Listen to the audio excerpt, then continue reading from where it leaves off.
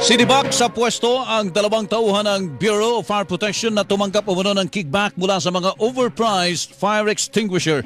Ayon kay Interior and Local Government Secretary John Vic Remulla, kumita umano ang dalawang sangkot na opisyal sa mga biniling fire extinguisher ng bagong tayong condominium building. Parang yung inspector at yung supplier ay magkamag-anak.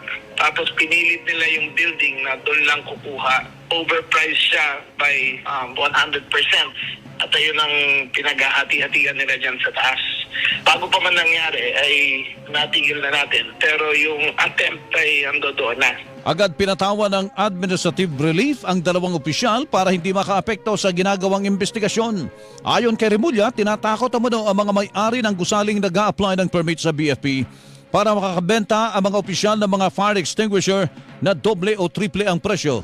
Pupunta sila doon. Sasabihin sa manager doon na, wala kayo occupancy permit. Hindi kayo papasa, i-delay namin yon. Hindi kayo magkaka-occupancy permit, hindi kayo magkaka-business permit, hindi kayo magkaka-building permit. So I would think it would run into the billions of pesos every year.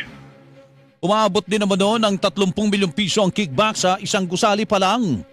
It is corruption that is worse. Kasi ayan, naging systemic na. Mula inspector hanggang chief ng DFP, kasama lahat, may sipa sila pataas. Hindi pa masabi sa ngayon ni Remulla kung magkano ang kabuang halaga ng kickback ng mga taga-BFP pero kanyang tiniyak na may mga masisibak pang ibang opisyal. Hanggang pinakamataas sa DFP. I am assured sa DILG, talagang wala. Sa amin, wala. I don't know, pero sa amin wala talaga. Pero talagang ang buong DFP, yung lahat ng leadership. Ang tinig ni Interior and Local Government Secretary John Vic Remulla.